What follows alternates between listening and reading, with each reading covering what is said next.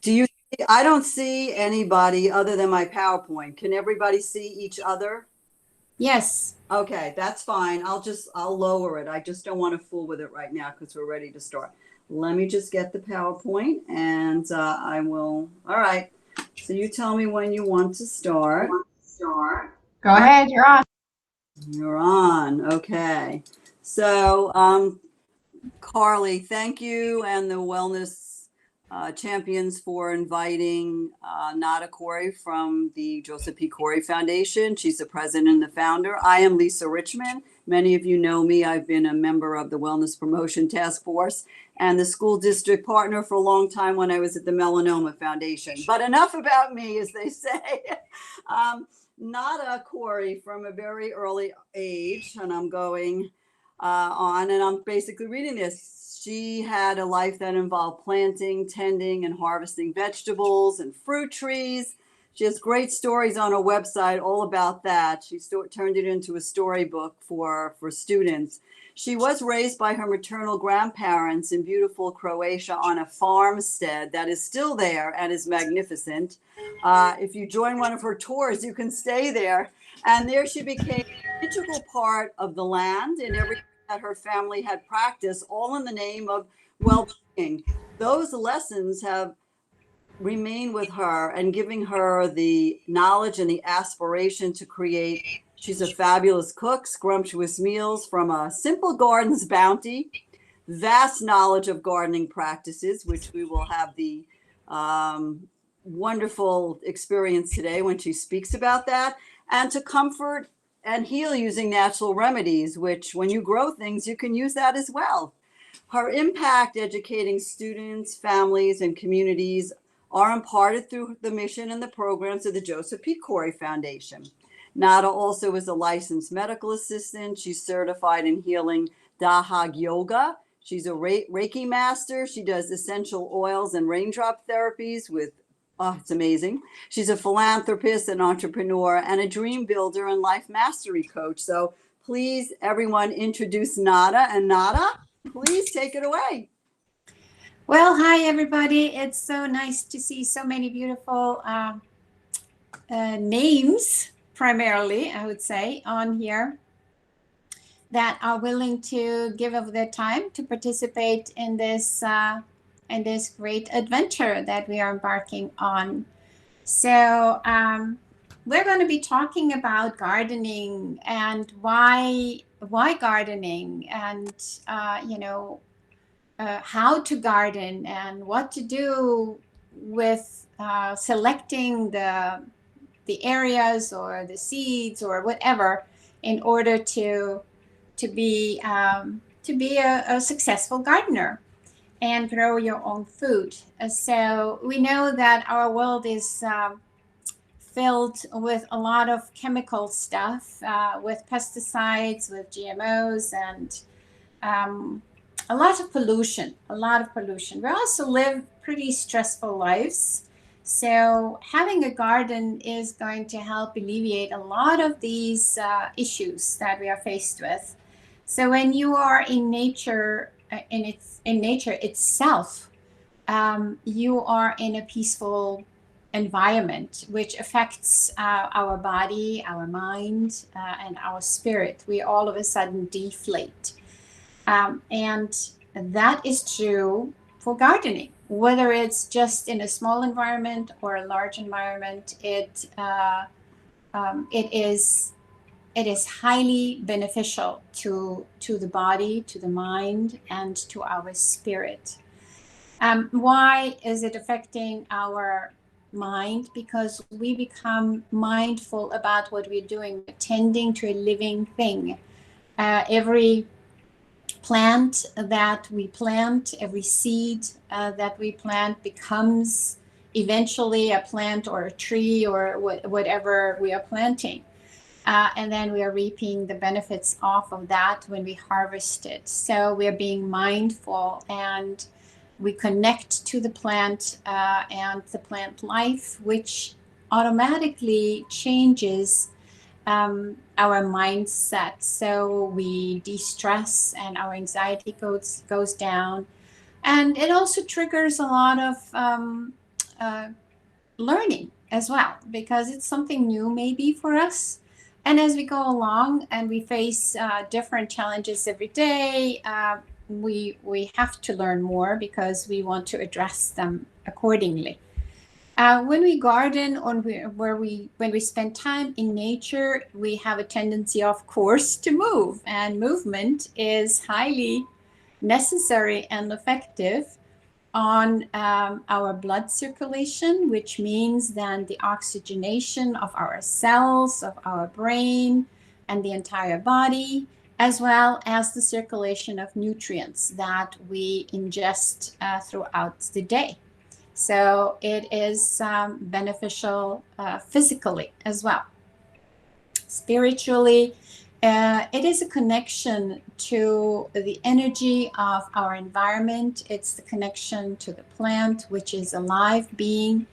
And when we tend to it and give it our attention, it is going to blossom and reward us with a beautiful harvest. If we neglect it, well, then it's not going to do so well. Okay, it's I think there are a lot of experiments that people have done, especially some teachers in schools have done with children, where they had one potted plant, had two potted plants, and they were tending and talking to one of them constantly in nice ways, while they were neglecting the other one. And what happened, the one that they were exchanging positive energy with was blossoming and rewarding them with its beauty, while the other one died eventually. So there is your spirit. It's actually a confirmation that life is in everything around us, and life is energy. We are energy, and so are the plants and everything around us. And there is an interchange between our energies, as is. There are no barriers there. So we are affecting each other, and hopefully positively. If we are mindful, yes, we will be affecting it positively. Now, we also live in Florida, and that is a huge advantage to us, because basically anything that you want to grow here, you can grow, and it will grow and just thrive if you give it the proper conditions. It is such a blessing, and we can plant and grow something all year round. So we can grow a garden in many places. We can, grow anything that loves a lot of sun, and there are plants that can sustain throughout the heat of the summer, or the drought, as well as heavy rains. So plants are very adaptable, and the plants that we have here in our tropical and subtropical environment are quite good, well adapted in that area. So we can garden all year round. So we have longer growing periods. We have much more sunlight. We have rain, and we have the humidity, which is moisture again. And a lot of native varieties that grow beautifully here as well. So there's a lot of assorted species. We just need to familiarize ourselves with them. Then we live in a zone, like all of our environments, all of our regions of the country have been categorized to certain zones. And we are in zone 10 in accordance to that categorization, which only means, these are the plants that will thrive in this environment, whereby, these won't thrive as well, because they require a season of rest during the winter months, for example. So we do have seasons, but they are much milder than they are anywhere else, like up north, for sure. So this is a list of vegetables and plants that will thrive here, that will grow well here, and you can print this print this up and have it if you like to look at it and familiarize yourself with it. But it's quite a nice thing to keep in mind. And then if you are interested to grow something, why don't we work with what we have, with what space we are in, and what place we have for that? That means that we can grow a container garden. We can grow it in a flower pot, in a barrel. We can grow it in a tower garden. We can grow it in old stilette or old tire, whatever. It's up to you, but you can be very creative and utilize what you have in order to do so. We can, of course, grow it in ground, except we have to consider the existing soil, which in our environment is primarily sand. So that means that we will have to enhance and create a soil that would be more conducive to growing some vegetables, flowers, and so on. And that is very, very easy to do. You can just go to Home Depot or Lowe's or somewhere and buy already a perfect mix for that. Or as you become more familiar, you can create it yourself, and you learn that what nutrients are required and where to get them, and then that there is a need for an aeration in the soil as well, and what would help with that, like the coconut husks and stuff like that. So there's a lot of things that we can play with and experiment with as well. Then we can create, if you are handy or have somebody in your family or in your circle of friends that are handy, you can create a raised bed. And that means you have a controlled environment for your soil and your growing. And where you want to grow it as well. You can make them low, you can make them high, easy accessible. There are so many varieties of raised beds out there that you can create, and you can be creative in that regard.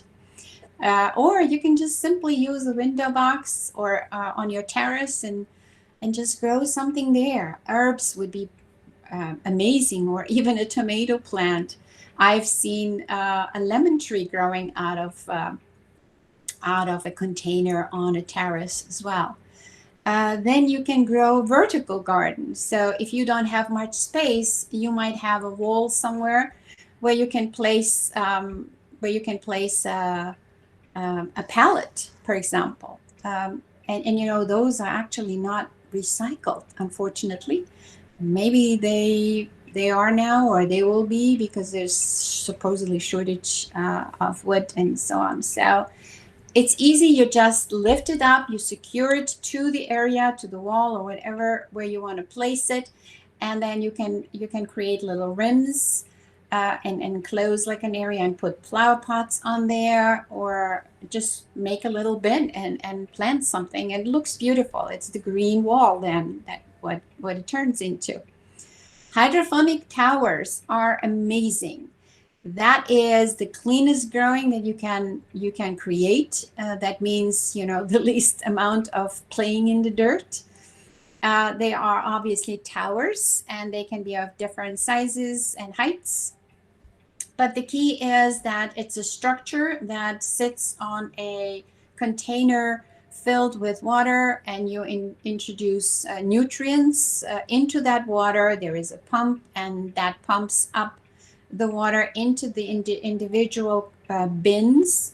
They are like holes in the tower. You will see some pictures we'll show you, in which you insert your seedlings.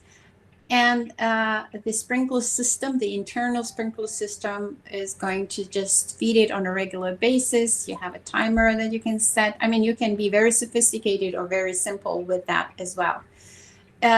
You can put that whole contraption on wheels, and then you can wheel your hydroponic tower in accordance to the time of day, or is there a storm coming, or is it windy, and so on. So you can move it along your patio and create your salad bar, basically, from which you can then just trim what you grow and create a beautiful salad.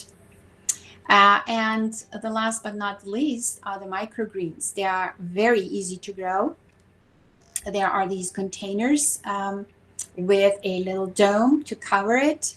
And you put your seeds, like sunflower seeds or any kind of microgreens that you like. Is it broccoli sprouts or Brussels sprouts or whatever you enjoy, and grow it in short periods of time. You snip them, you cut them, you put them on your sandwiches or your salads, and you have a powerhouse of nutrition there.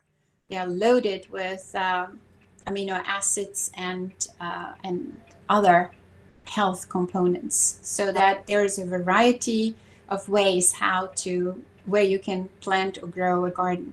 Here are some amazing examples of what I've just mentioned. The container gardens, you see a variety of different ways of planting and utilizing containers. And the next one is raised beds, which again, you can be creative and create something that works for you and for your space. It is obviously controllable, much easier to work with and control, the weeds and all of that. So, and it looks very pretty. You can be very creative, and you can grow abundantly in there. Tower gardens, again, there's a variety of those, and a balcony or a patio or indoors even is conducive to growing your salads and some edible flowers that you can introduce into your salads as well. It's very clean and easy and nutritious. So microgreens, as you can see, it's very simple, and you can experiment with that and explore and introduce that into your diet. It truly will make a difference.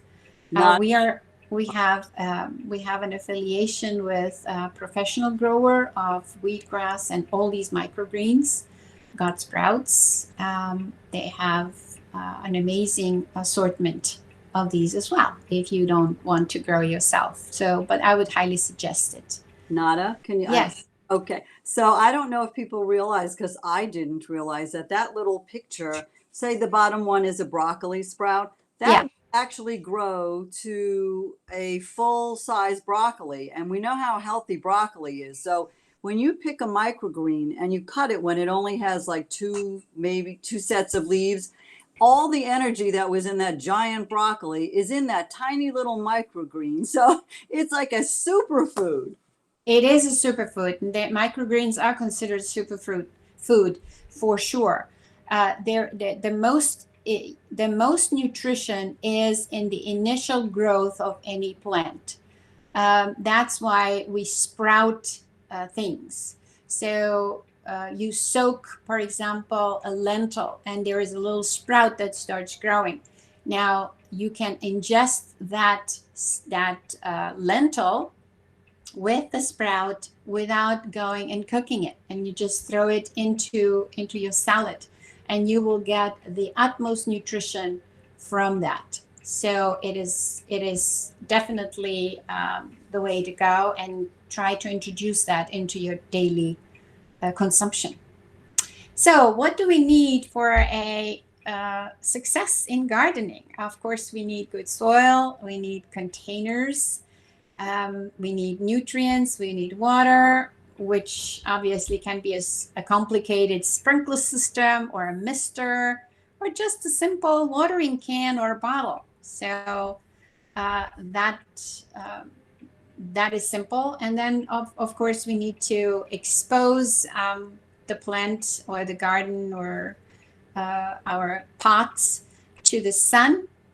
And we need loving, tender care, which is patience. It develops patience. It helps you in de-stressing yourself, but also tending to this delicate being that is going to become your nutrient quite shortly, here in Florida especially.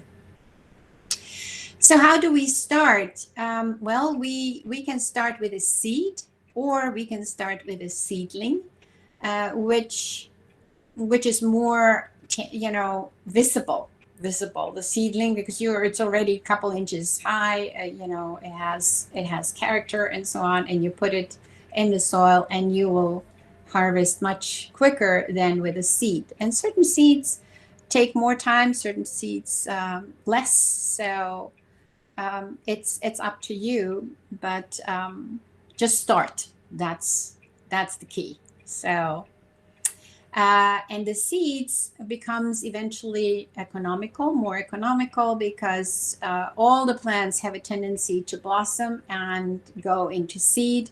And then you can harvest your seed and keep them in a dry space, as we will talk a little more about that. And then you can replant your own seeds, so you don't even have to go and buy them.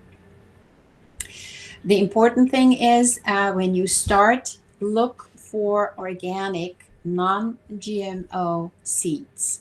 And why is that? Because organic is a seed that is natural, as nature has created it, and it will grow accordingly. A GMO seed has been genetically altered. And a lot of times, what has been introduced into that seed is a certain kind of readiness for the chemicals that it then will require to grow, or to be secured from pests, different kinds of pests. Now, remember, whatever is in that plant or in that seed eventually is going to go into your body. And I am highly against introducing more toxicity to my body, if I can help it, for sure. And we can. So the more of us that engage into growing organic, healthy produce and eating that, we become healthier people. So what do you do with the seeds? So direct sowing of the seed into the soil or into your pot is obviously easy. The rule of thumb is that don't go too deep. So just look at your seed. What size is it? And just 2 to 3 times thickness of the seed. That's depth that it goes in. Okay, so don't bury it a foot deep when it's a tiny seed. It will not come through. It can't. Be mindful of the watering, because you can easily overwater or underwater. Well, it's easy to see when it's underwatered because the soil is highly dry, almost like powder, right? How do you determine if it is the perfect moisture? Well, you take a little bit of that soil in your hand, and if you create a ball and it sticks together like a snowball, well, that is too moist, okay? And things will rot in there instead of grow. If you can crumble the soil and it easily falls apart, but it contains the moisture still in there, it's perfect, okay? And everything likes light. So find a sunny spot, a location in your environment that has at least about 6 hours of sunlight upon it, because that's where it derives its energy for growth, as well as do we. We all love to be, somewhere in a light space, and the sun is feeding us, whereby, it is a known fact that people that live in the environments where they have 6 months of darkness, so to say, and night, and very short periods of light, if any, they become depressed and less energetic. So it's the same for the plants. They love the light, and the sun is source of life. When your seedlings grow and they become like 2 to 3 inches high, if you have grown them in a container, in small cups, or let's say in an old egg carton, for example, that's perfect, where you can grow your seeds in and grow your seedlings in. So you fill those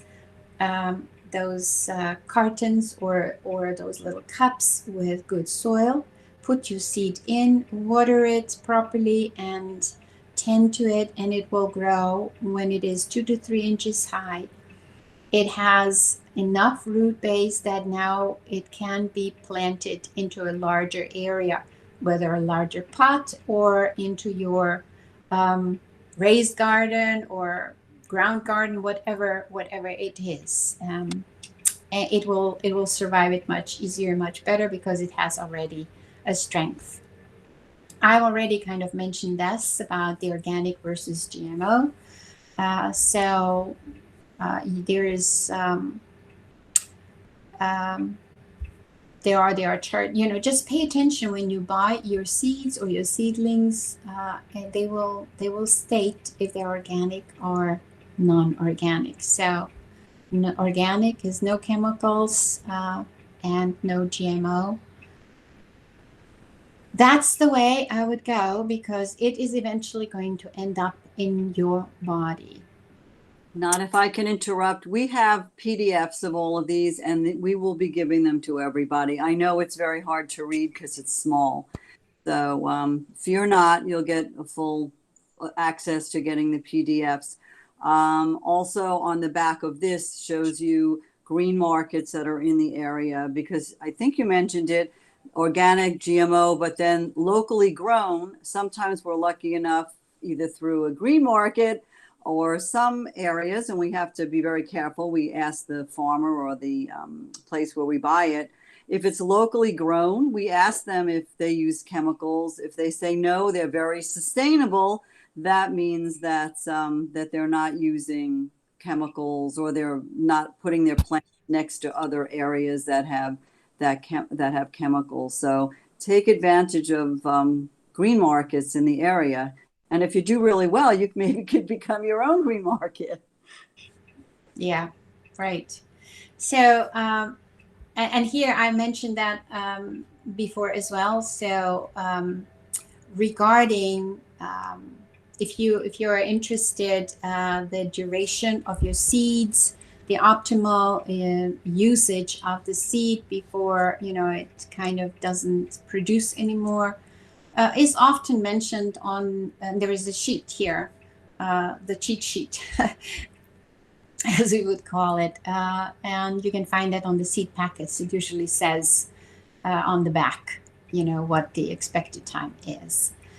All right, now the fun part, tending to your garden. So if you pay attention, your plant is going to teach you what it likes. And you can keep a journal and put down your successes and your failures, because from that you will learn. And you will continue good practice of using, proper nutrients and water accordingly to the area, and the need of the plant. And you will also learn when the trimming time comes, because that's another factor that is important to the growing, to successful growing and creating a sturdy plant as well. A lot of our herbs, they love to be trimmed back, as do our trees, and then they grow stronger and bushier or broader. They don't go straight into the flower, because if they go into flowering and seeding, all the energy goes into that. And then, for example, if you have a basil plant and you want to use it longer, just pay attention when you see that the flowering is forming, and it forms in the top section of the stem above the leaves. It starts forming there. If you trim that off, you will have the plant much longer, and you will intercept the going of the plant into the seeding, and then eventually dying. Once it's done with the seeds, then it doesn't produce anymore, because the seeds are the ones that grow the next plant. And then what do you do with pests, and how do you keep them at bay? Well, There are natural sprays that you can create yourself or you can buy. Essential oils are great in creating a tincture that you can spray on. Garlic and cayenne pepper and so on is another thing. And that brings me to companion planting. That is another way how you can prevent a lot of the pests coming to your garden or to your plant if you do companion planting. So you would use a plant that is fragrant and like a garlic chives, or they are excellent, by the way. They're excellent for you to snip and use in your salads or in your food. But they're also preventing a lot of the pests to go to the more tender plants that you're planting, like lettuces or parsley is pretty good as well. But it will prevent a lot of the pests for going after your beautiful garden plants. So as you can see, there is a solution for everything, and it's a collaboration between you and your garden and nature. It's an amazing experience, and it is a very relaxing time to do. Now, regarding harvesting, as I mentioned already before, trimming is excellent for our herbs. So when they grow, I don't know, 10, 15 inches high, it is definitely time to snip them and, trim them off, and they will continue to grow. Now you can trim them down to about 2-3 inches, of their height from the root, and it will grow again into a beautiful plant. What do you do with what you have just cut off? If it is the herbs, you can dehydrate them, or you can dry them. You just hang them up in a dry space in your garage, maybe, or in a pantry or wherever, and you can dry them and use them then as your seasoning. You make your own seasoning.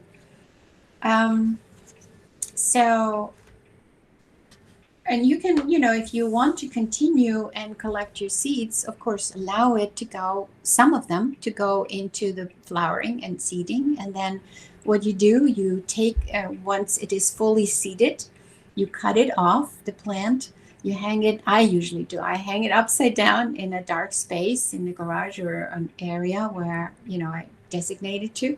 You will have the whole room scented by the plant.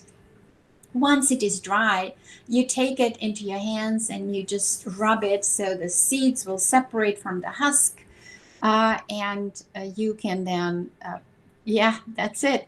And then you can put it in a baggie and keep it in a dry spot.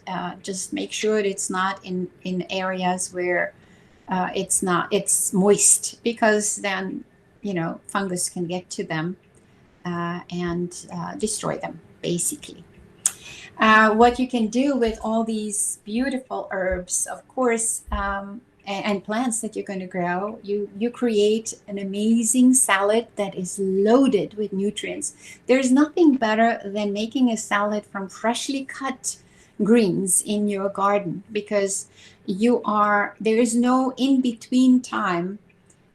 Like when we buy it in a store, it has to come from somewhere. So there is maybe days of transport involved, and a lot of the produce is being picked before it is truly ripe.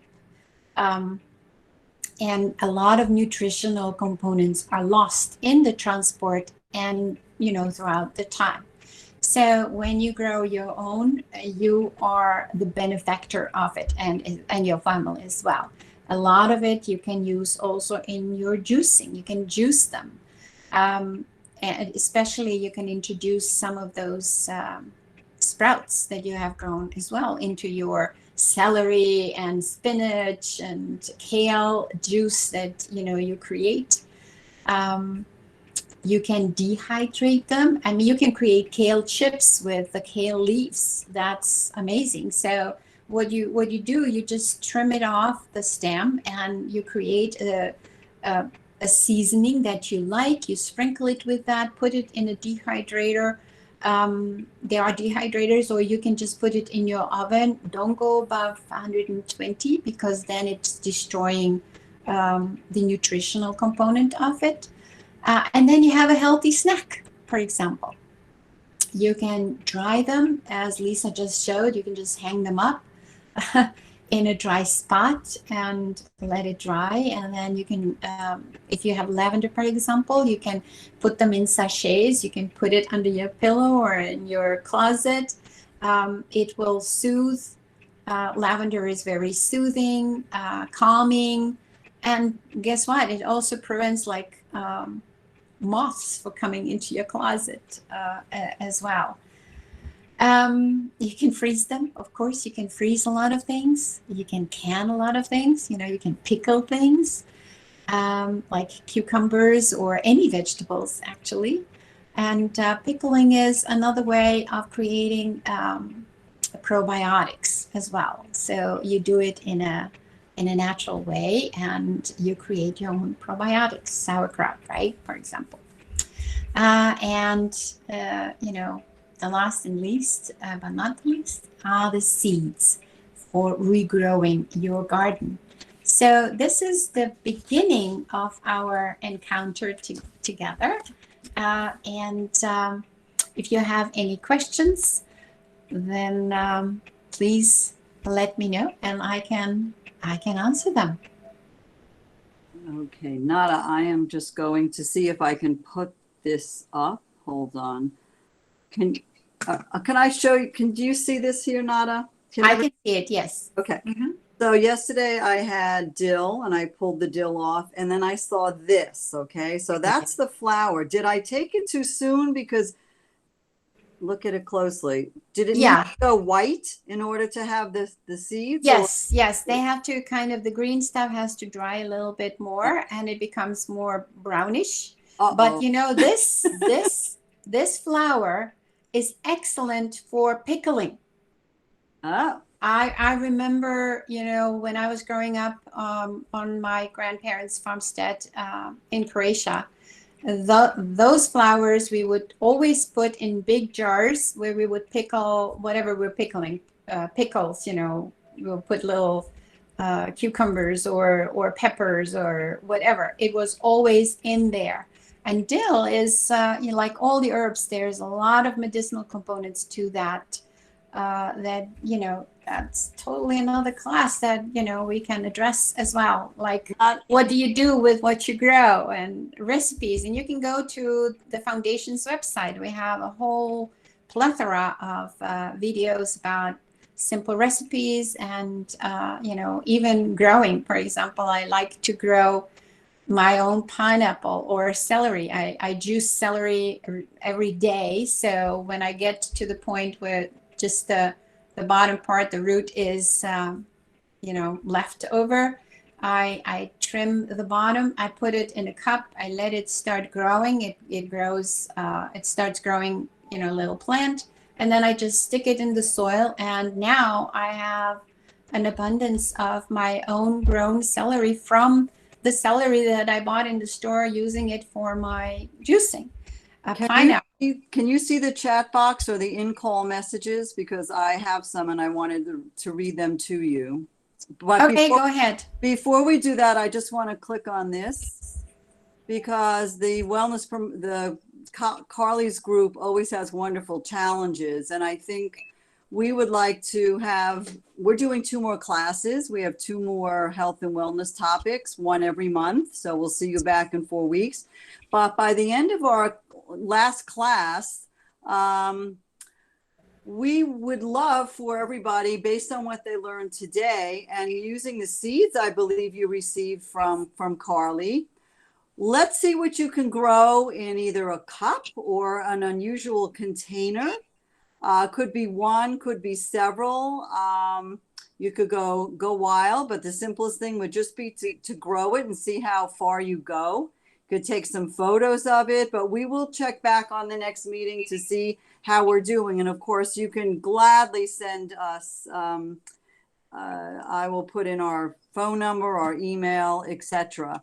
Oh, so Carly said the seeds went into the pony. I don't know what the pony is, but okay. They went into the pony yesterday. All right, so you can see the in-call messages because Yes, I can. Yes, okay, I can. Kelia was first. Kelia Yes. Chielis. Okay, Yes. go ahead. Is it Keisha? Yeah, Keisha.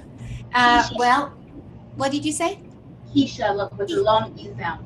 Keisha. Okay. Keisha. Yeah. Okay. You have two questions here. Which herbs or wildflowers or mini trees can grow together without overpowering each other? Well,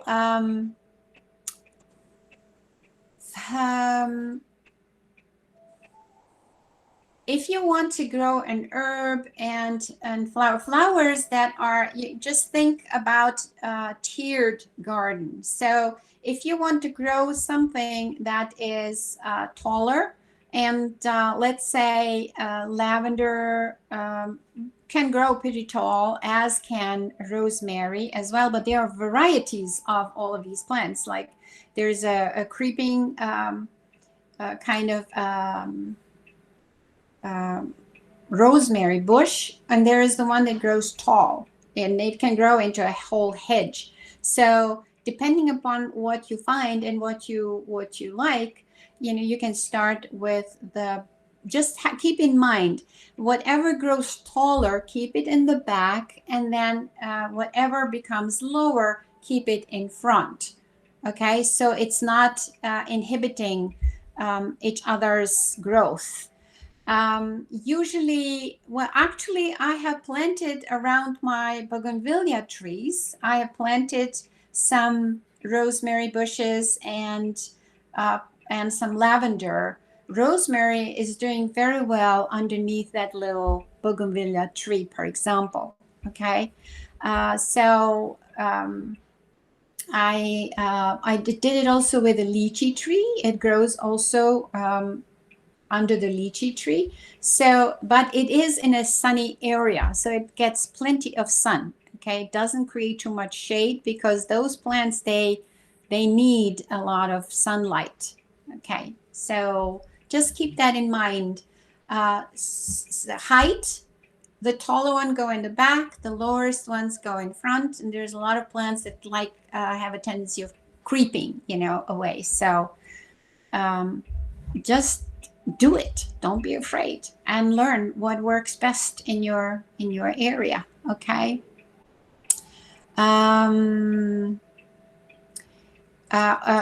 If it is primarily sandy area, well, start introducing some good soil in there, or you have to bring some natural nutrition to the plants to grow better. It needs some more nutrition. If you have access, certain plants love the nutrients coming from, let's say, dry seaweed. You can go to the beach and collect some of that dry seaweed and bring it, seagrass, right? And bring it in and mix it in with the sand, and eventually it will compost. It will turn into good soil, and it will have nutrients in it.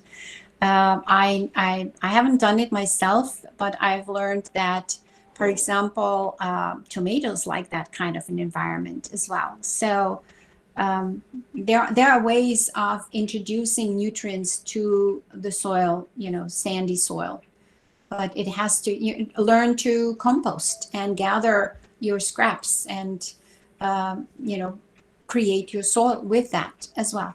I hope I've been able to help. Paul has asked a few questions. Yeah. I don't know. Can someone unmute themselves and ask the question, or is it just through the chat box? Okay. First of all, the address for the foundation, it's josephpcoryfoundation.org, and maybe we can type it in, or is it somewhere represented on our PowerPoint as well? Yeah. So that's easy.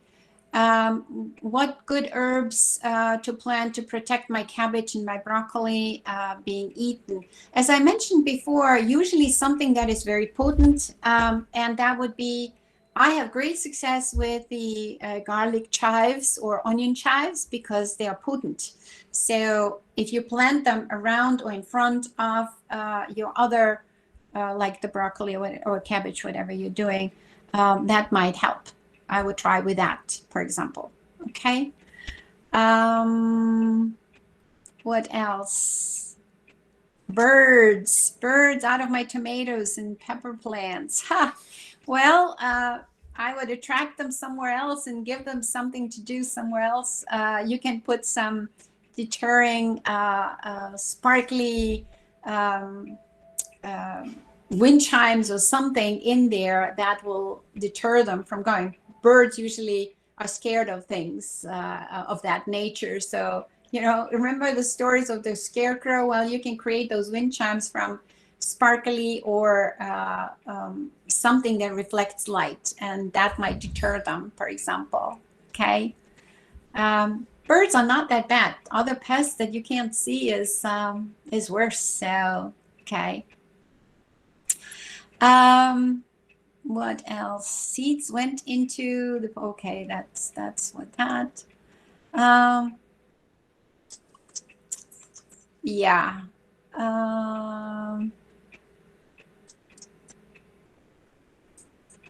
Okay, that's for Carly. Okay. What else?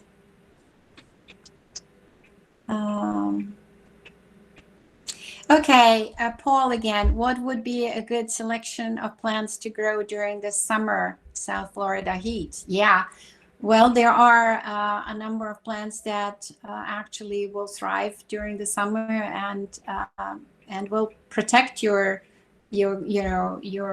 garden from all the weeds that will grow abundantly because of the rains. Okay, one of them is sweet potato. So you can plant sweet potato. You take a sweet potato and you can cut it off into many sections. Wherever there is a nodule or a string, that means that's where a new plant will grow. And sweet potato is almost like a weed, so it will cover the entire ground throughout the summer. It will prevent all the weed to grow, and in the end, you will harvest sweet potatoes, for example. There's a lot of other plants that will thrive. Okra will survive the heat. There is a southern pea, a kind of a pea plant that will also survive during the summer months. The herbs like lavender and rosemary, they will thrive actually because they love the heat, and they will get enough water from the rains and stuff, so they will thrive as well. So that's something you can do. Blueberry bushes like pine needles. Ooh, that's good to know. Thank you for that info. All right, and here you go. Here is the information on us. Carly, I'm trying, I don't know the best way to get the PowerPoint, the PDFs to everybody. Do you want to send them the link that was in our Dropbox link, or what would you recommend? Are you talking